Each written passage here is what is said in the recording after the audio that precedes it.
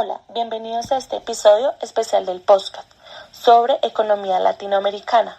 Hoy analizamos la situación reciente de México, su desempeño del PIB, inflación, empleo y calidad del mercado laboral. Vamos a repasar datos claves, desafíos y algunas implicaciones para ciudadanos, empresas y políticas públicas. El PIB y el desempeño macroeconómico. Según reportes recientes en el segundo trimestre del año 2025, el PIB de México creció un 1.2% respecto al mismo trimestre del año anterior. Pero el panorama no es uniforme. En el tercer trimestre del 2025, el PIB mostró una contracción de 0.2% anual respecto al año anterior 2024. Ese descenso trimestral evidencia vulnerabilidades estructurales. Algunos sectores claves como la construcción, el comercio mayorista e industrias manufactureras registraron caídas en ese trimestre. A su vez, un informe de la OCDE advierte que si no hay mejoras en productividad y estructura laboral, el crecimiento del PIB per cápita en México podría estancarse de un promedio histórico del 0.67% anual del año 2006 al 2019, a cerca de un solo 0.5% en el periodo proyectado del 2024. En conclusión, aunque hay periodos de crecimiento, persisten riesgos estructurales que limitan un crecimiento sostenido y robusto, lo que condiciona la capacidad del país para mejorar bienestar per cápita, creación de empleo de calidad, inversiones, etc. En la inflación y la estabilidad de precios, según datos recientes oficiales de julio del 2025, la tasa de inflación anual en México fue de 3.51%. Aún así, la inflación y su control siguen siendo un factor relevante.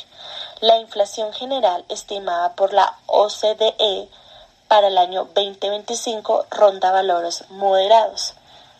Sin embargo, como advierten analistas, la capacidad fiscal y de gasto público del país limita el marco fiscal actual, no permite fácilmente políticas contracíclicas robustas en esta crisis.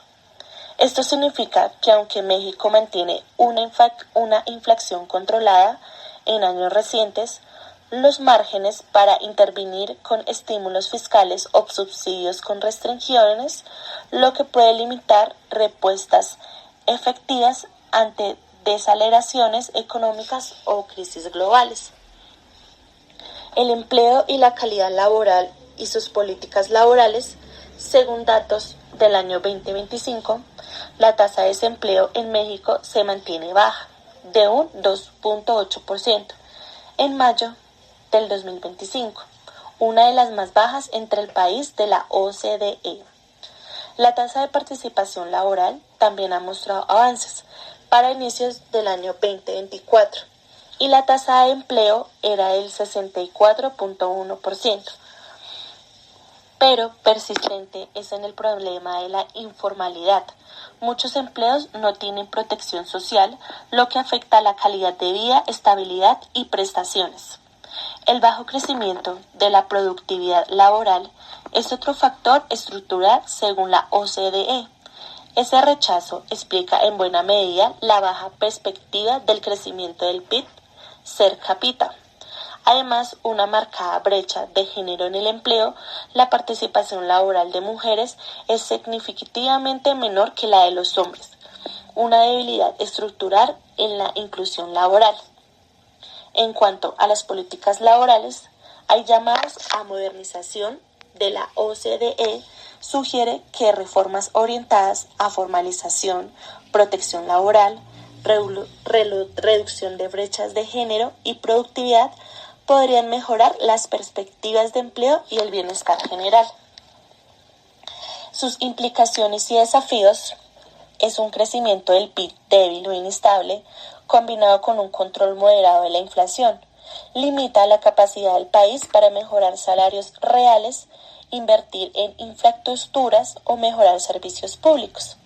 La persistencia, informalidad y baja productividad laboral deterioran la calidad del empleo. Muchos trabajadores carecen de seguridad social, prestaciones y estabilidad. Las desigualdades estructurales, género, edad, productividad, reducen el potencial productivo del país, lo que a lo largo del plazo puede dificultar una recuperación robusta. Las políticas públicas enfrentan limitaciones fiscales y estructurales, lo que implica responder con estímulos fuertes en esta crisis.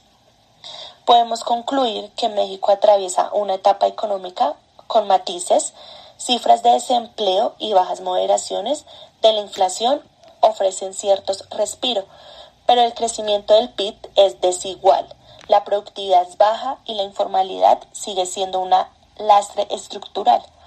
Para avanzar hacia un desarrollo sostenido, el país necesita reformas profundas en productividad, mercado laboral, formalización e inclusión, acompañamientos de políticas comprometidas con inversión, capacitación y equidad.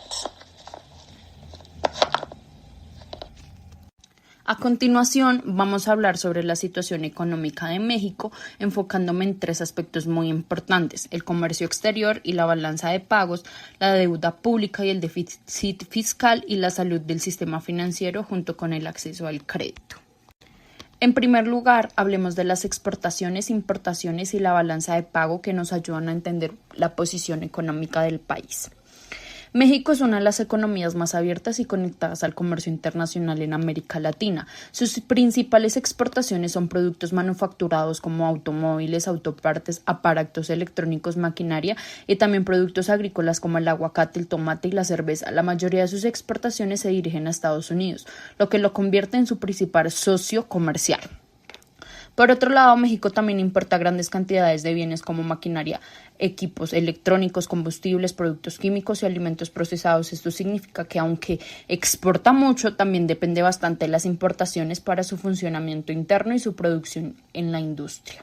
Debido a esto, en algunos años México ha registrado un déficit en la balanza comercial, es decir, que importa más de lo que exporta. Sin embargo, cuando se analiza la balanza de pagos en general, que incluye no solo en bienes, sino también servicios, remesas e inversiones, en los últimos periodos se ha observado una mejora, incluso algunos superativos, gracias al envío de las remesas del extranjero y el aumento de las importaciones en sectores clave. Esto indica que México mantiene una posición internacional relativamente sólida, aunque sigue enfrentando el reto de reducir su dependencia de las importaciones y de diversificar más sus mercados de exportación. Pasando al segundo punto, vamos a analizar la deuda pública, el déficit fiscal, las políticas de recaudación de impuestos.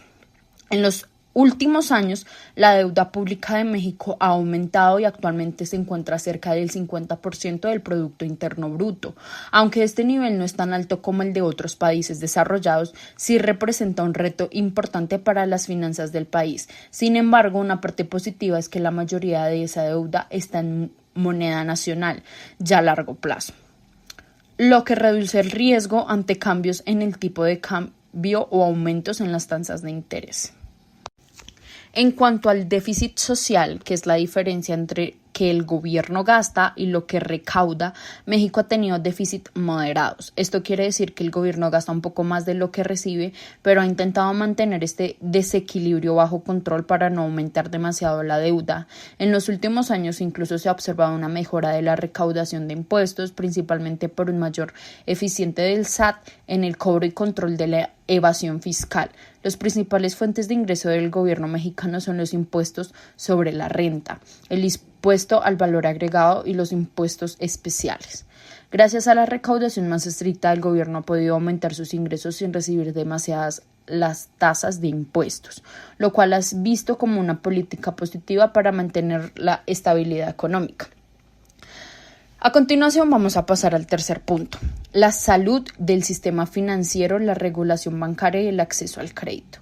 El sistema financiero México es relativamente sólido y está bien regulado por las instituciones como el Banco de México y la Comisión Nacional Bancaria y de Valores. Estas instituciones se encargan de vigilar a los bancos, controlar la inflación y garantizar la estabilidad del sistema financiero. Los bancos en México cuentan con buenos niveles del capital y liquidez, lo que significa que en general están preparados para enfrentar crisis económica. Sin embargo, uno de los principales problemas sigue siendo el acceso al crédito, especialmente para pequeñas y medianas empresas y para sectores de bajos ingresos. Aunque los bancos son sólidos, muchas personas y negocios no logran acceder fácilmente a préstamos debido a los altos requisitos, las altas de tasas muy elevadas o la falta de historial crediticio. Esto limita el crecimiento de muchos emprendedores y pequeñas empresas.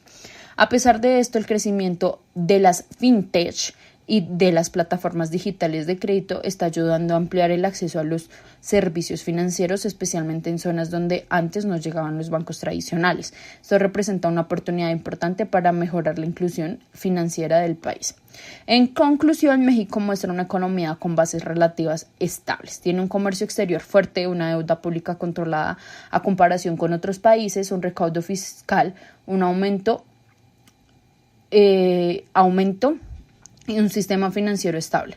Sin embargo, enfrenta desafíos como la dependencia del mercado estadounidense, el déficit de comercio en algunos periodos y el aumento de la deuda y dificultades para toda la población tenga acceso al crédito.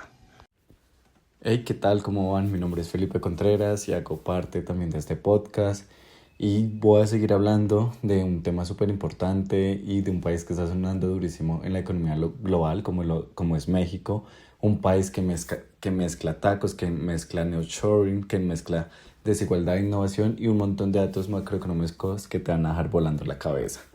Entonces el día de hoy yo voy a revisar 3 temas claves. El primero es la inversión extranjera y el entorno empresarial, la pobreza y la inclusión social y por último, qué tan innovador, productivo y competitivo es México en el mercado global.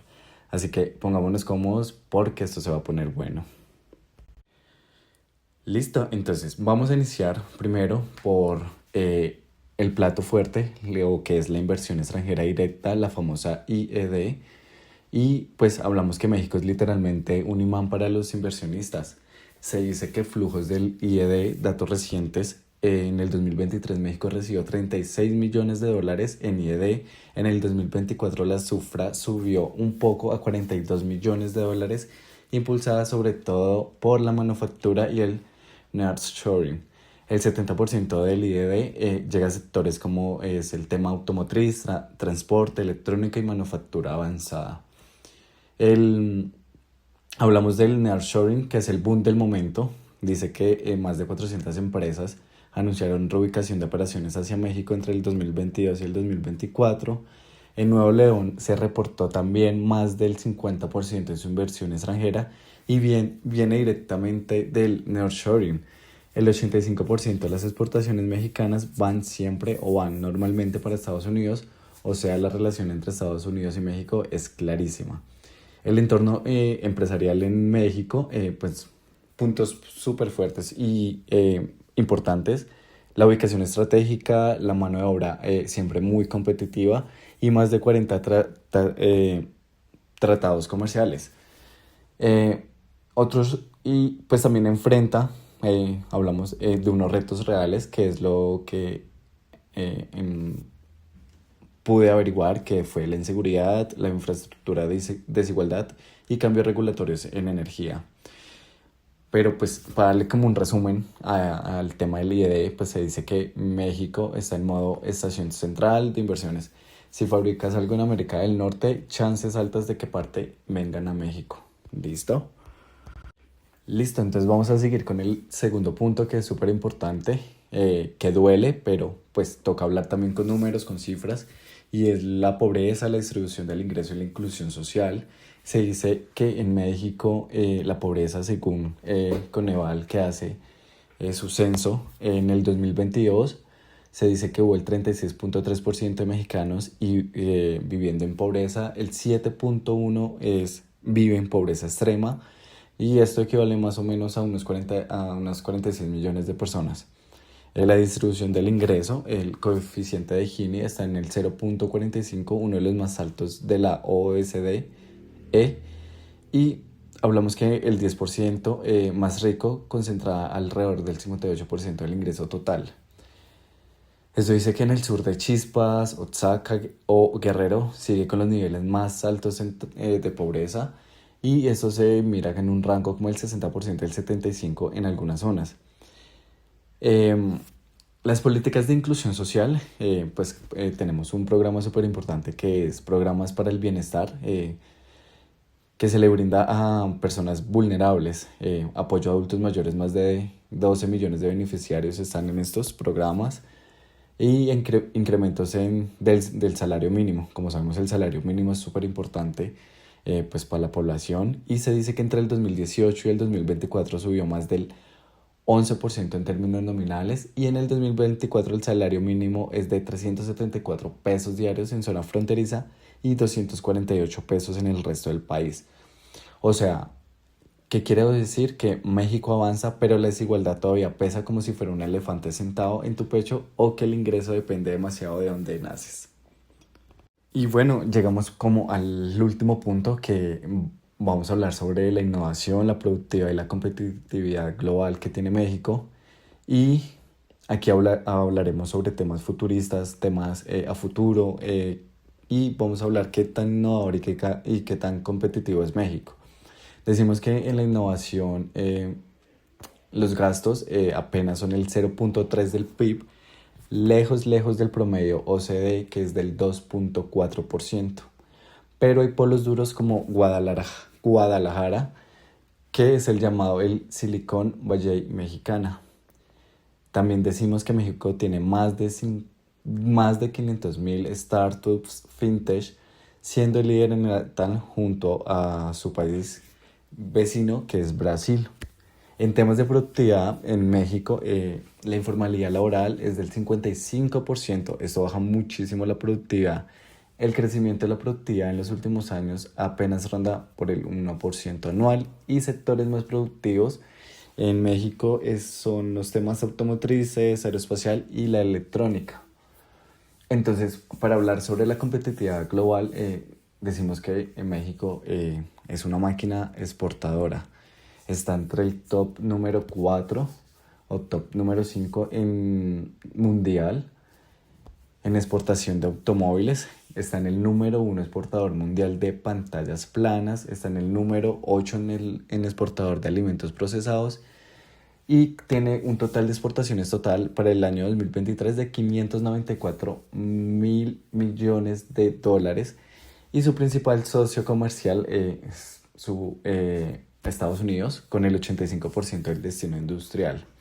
Entonces decimos que México juega grandes ligas. Entonces, si algo, un dato súper random aquí, si algo en tu casa dice Made in North America, hay como un 40% de probabilidad de que tengan piezas mexicanas. Y para cerrar este episodio y para darle una conclusión a nuestro tema, decimos que México es un país lleno de contrastes. Por un lado, un imán brutal para la inversión extranjera y un protagonista global en manufactura.